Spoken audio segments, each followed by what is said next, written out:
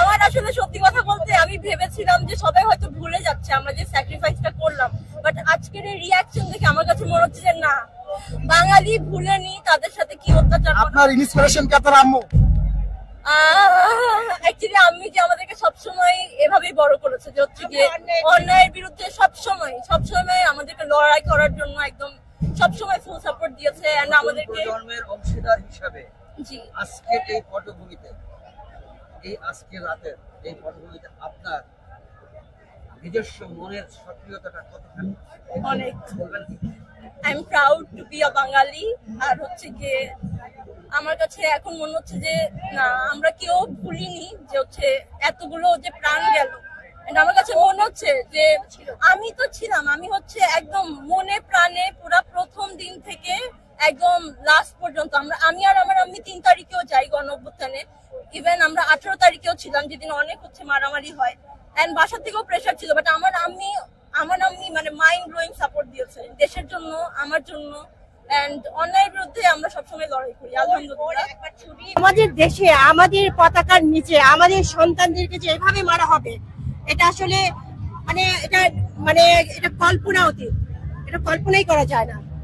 সেই আবার সে কি সুন্দর ইন্ডিয়াতে থেকে নিয়ে এসে ভাষণ দিবে, আর সেই ভাষণ আমরা শুনবো, আমাদের এই প্রজন্ম এটা শুনবে। এটা তো হতেই পারে না। এটা যা করা হয়েছে আমার মনে হয় এটা এখন হলো সময়ের দাবি এটা। হ্যাঁ, আর এর জন্য এই যে ভাঙা হলো, এর জন্য সম্পূর্ণ দায়ী বিগত প্রধানমন্ত্রী। তার অপকর্মের ফল এটা। আমাদের বাচ্চারা কিন্তু এতটুকু হয় না, এটা হতে বাধ্য করা হয়েছে আমাদের বাচ্চাদেরকে। আমার বাচ্চাকে নিয়ে যাচ্ছিলাম, আমি একটা দাওয়াতে আসছিলাম, ওখান থেকে যাওয়ার পথে যখন শুনলাম এখানে ভাঙা হচ্ছে, তখন আবার ব্যাক করেছি এখানে আসার জন্য। তো আমরা আন্দোলনেও ছিলাম, শরীক ছিলাম।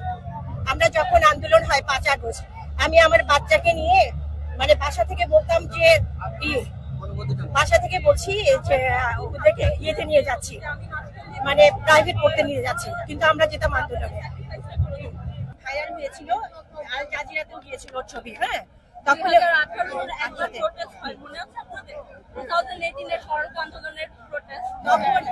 তখন আমার বাচ্চাটার উপরে, আমাদের উপরে অনেক রকমের ইয়ে আসছিল। হ্যাঁ, আমার বাচ্চাকে বোরখা পড়তে হয়েছে, হ্যাঁ চোখ ঢাকতে হয়েছে, কারণ তখন ওর ছবিগুলি ভাইরাল হয়ে গিয়েছিল কলেজ থেকে। ও সিটি কলেজের ছিল তখন, কলেজ থেকে অনেক ধরনের ইয়ে আসছিল। ভাগ্য ভালো, ওইখানে কলেজের কিছু টিচার ছিল খুবই ভালো। হ্যাঁ, তারা ওর ছবি টবি সব লুকিয়ে ফেলেছিল। হ্যাঁ, ওর আইডি। আপনি এই অন্তর্বর্তীকালীন সরকারের উদ্দেশ্যে কি বলবেন? আপনি যেহেতু আন্দোলন করছেন, সেহেতু অন্তর্বর্তীকালীন সরকারের উদ্দেশ্যে আপনার মতামত? উনি তো চেষ্টা করে যাচ্ছে, বাট আমার কাছে মনে হচ্ছে যে ওনার আরেকটু শক্ত হওয়া উচিত। এন্ড হচ্ছে শেখ হাসিনার প্রতি তো আসলে পুরা দেখাই যাচ্ছে আমাদের জনগণের কি প্রতিক্রিয়া। এন্ড অল আমরা হ্যাঁ, আমি ফুলি ডক্টর ইউনূসকে সাপোর্ট করি, বাট উনি আসলে খুবই নরম টাইপের একটা মানুষ, তো উনি হ্যান্ডেল করতে পারছে না ওইভাবে যে মানুষ যেরকম পলিটিক্স। আওয়ামী লীগ নিষিদ্ধ হোক, এটা কি আপনি চান? একদম মনে প্রাণে, কারণ তারা হচ্ছে গিয়ে একদম যে ক্রাইম করলো এটা তো মেনে নেওয়ার মতো না। আমাদেরকে রাস্তায় স্লটার করা হয়েছিল, রাস্তায় জবাই করে দেওয়া হয়েছিল, তারপর কি করে নাই আমরা তো এটা ভুলে যেতে পারি না। আর আজকের যে প্রতিক্রিয়া, এটা দেখে নিয়ে I am really feeling very proud of Bangladesh and for the people of my country, যে হচ্ছে তারা ভুলে নাই। এন্ড আমরা মাফ করবো না, এটা কোনোভাবে আমরা মাফ করবো না। আওয়ামী লীগ যে বারবার কর্মসূচি দিচ্ছে, আপনারা এর প্রেক্ষিতে কিছু বলবেন? এই কর্মসূচি দেওয়া মানে কি জানেন?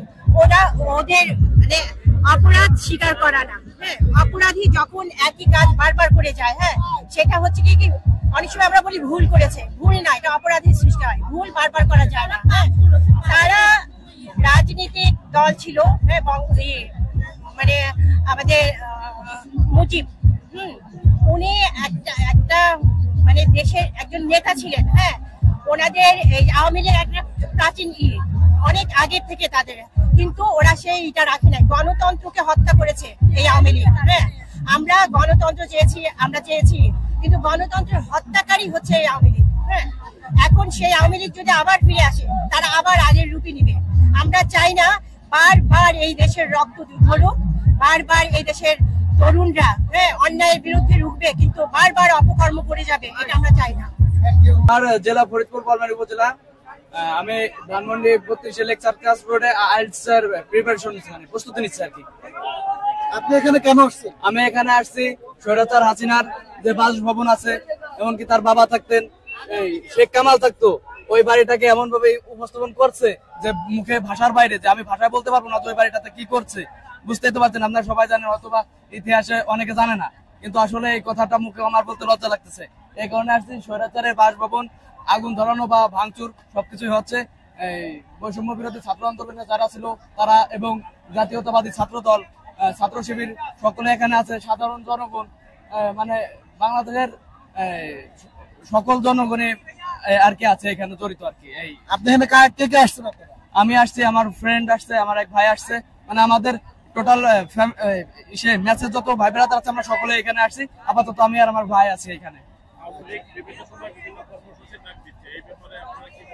আওয়ামী লীগ বিভিন্ন সময় বিভিন্ন কর্মসূচি ডাক দিচ্ছে, তাদের সরকার আসুক, আওয়ামী লীগ সরকার আসুক, আমরাও চাই আসুক।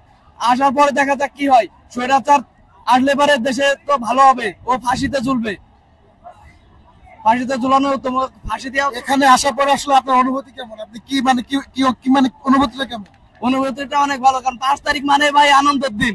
আগস্ট মাসে 5 তারিখে যে একটা ঘটনা ঘটলো, শেখ হাসিনা দেশ থেকে পালাইলো, কিন্তু সেই 5 তারিখেই আবার সে বাংলাদেশে আর কি ভিডিও কনফারেন্সে আসার চেষ্টা করছে। সেই তারিখে তার নিজস্ব বাসভবন এবং কি মানে তার পৈতৃক বাসভবন ভেঙে চুরিয়ে আগুন ধরিয়ে দেওয়া হয়ে গেছে। এখানে ক্যামেরা ধরে দেখতে পারবেন যে এখানে দেয়াল ভাঙা প্লাস আগুন ধরিয়ে দেওয়া হয়েছে।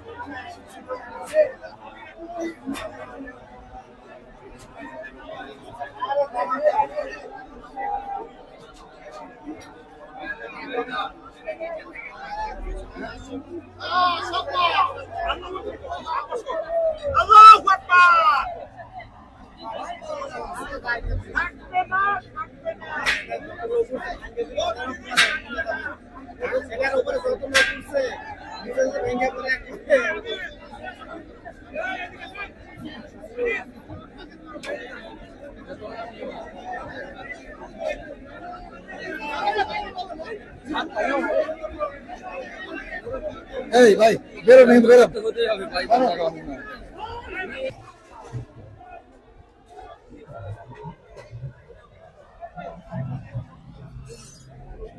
হ্যাঁ, কই